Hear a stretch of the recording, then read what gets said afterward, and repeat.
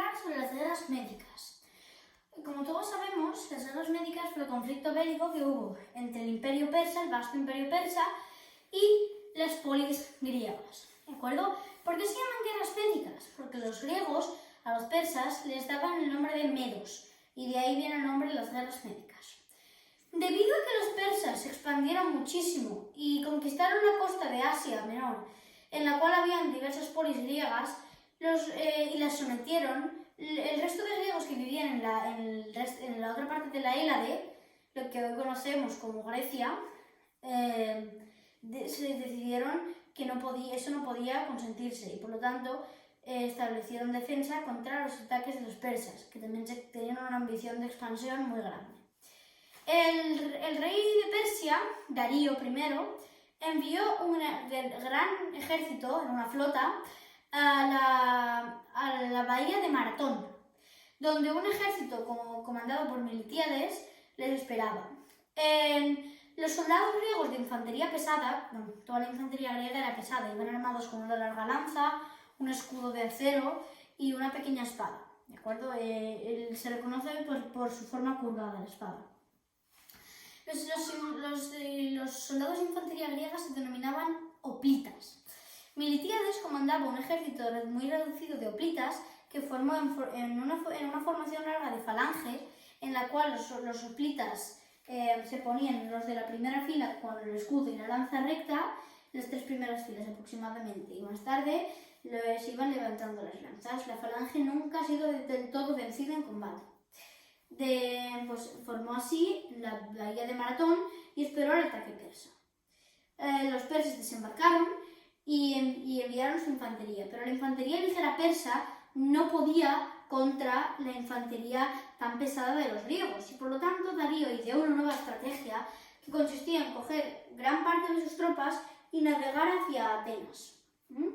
¿Por qué se conoce esto como la batalla de Maratón? ¿Y por qué corremos maratones hoy en día? Hubo un soldado que antes de la batalla había corrido hasta Esparta para pedir ayuda y se la había denegado. Pero verdaderamente la gran corrida que hizo fue la distancia de muchísimos kilómetros entre la bahía de Maratón y la polis griega de Atenas, para avisar de que habían vencido en la bahía. Cuando pensaban que habían vencido, Darío estaba con su flota navegando hacia Atenas. Y Miltíades, con todos sus esfuerzos, consiguió mover su ejército hasta Atenas. Es un récord mundial porque la distancia que lo cubría era enorme. Los persas, que por entonces estaban llegando, viendo que habían derrotado a su ejército, no querían volver a entrar en combate con ellos y partieron hacia su imperio, es decir, hacia Asia. Los persas habían conquistado gran parte del territorio asiático, incluso Egipto. Pero el Darío I desde entonces tuvo un sentimiento de gran rencor hacia los griegos. Incluso tenía un esclavo que todas las noches antes de acostarse le decía: «Señor, no se olvide de los atenienses». Sin embargo, Darío murió sin obtener su venganza, pero para eso estaba su hijo, Jerjes. Darío fue un estratega militar muy poderoso, pero Jerjes verdaderamente tenía poder, fuerza. Y con un ejército de 250.000 de hombres, partió inmediatamente hacia Grecia. Los griegos tenían que parar aquel gran ejército. ¿Y dónde? Pues en el estrecho de las Termópilas. Hoy en día el estrecho de las Termópilas tiene una distancia bastante amplia, pero en aquella época era muy estrecho, ya que la costa estaba obviamente más centrada hacia el continente.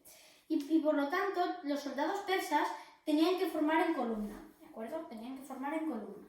Los hoplitas, sin embargo, que eran 300 espartanos, que todos conocemos, pero eso es una leyenda. No solo habían 300 espartanos, sino que les acompañaban de soldados de dos polis griegas. Quiero recordar que habían con ellos 7.000 atenienses. El ejército estaba al comando del rey espartano Leónidas. Los persas atacaron y establecieron un campamento. Sin embargo, al igual que en la batalla de Maratón, la falange griega pudo rebatir todos los ataques que los persas le lanzaron, hasta que el rey Jerjes decidió enviar a su fuerza de élite, los inmortales. ¿Por qué se denominaban los inmortales? Porque eran una gran fuerza de unos 10.000 hombres, en la cual se llamaban así porque si matabas a uno de ellos, siempre había otro que ocupaba su posición.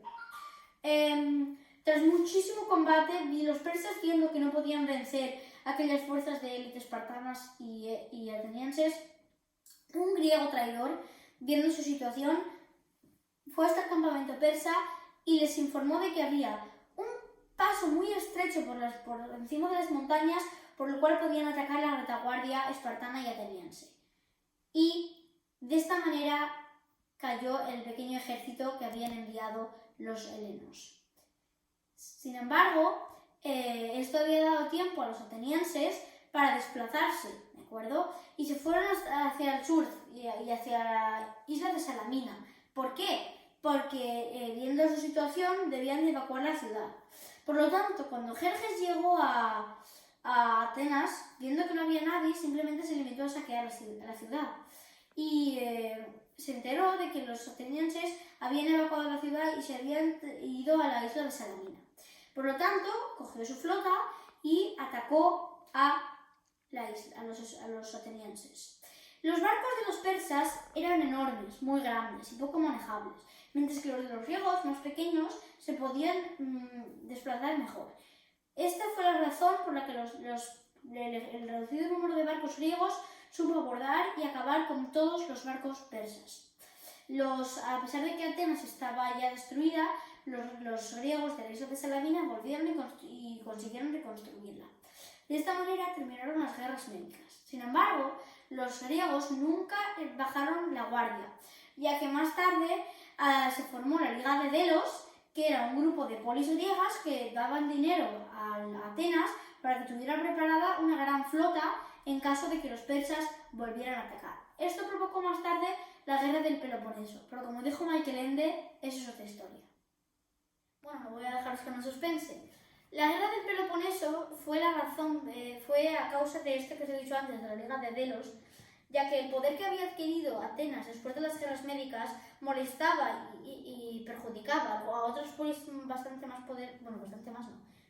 también poderosas, como por ejemplo Esparta. Los espartanos tenían poder militar, porque eran entrenados desde los 7 años. Y los pueblos conquistados por ellos se encargaban del campo y de todo lo demás, y ellos se encargaban exclusivamente de la guerra. Sin embargo, Atenas también tenía, como ya hemos visto antes, poder naval, ¿de acuerdo? Sus flotas eran muy poderosas, como ya hemos visto evidenciado en la batalla de Salamina. Los espartanos lanzaron un ataque aliándose con otras polis a Atenas. Viendo los atenienses que su ejército de tierra no era igual que el de los espartanos, se retiraron y se escondieron se refugiaron, mejor dicho, detrás de sus muy poderosas murallas. Las murallas atenienses, al igual que otras pocas, nunca pudieron ser destruidas después de aquello. Sin embargo, los atenienses hicieron lo que se les daba mejor, que era navegar, ¿de acuerdo? Y lanzaron un ataque naval, una flota, al territorio que los espartanos habían dejado vacío.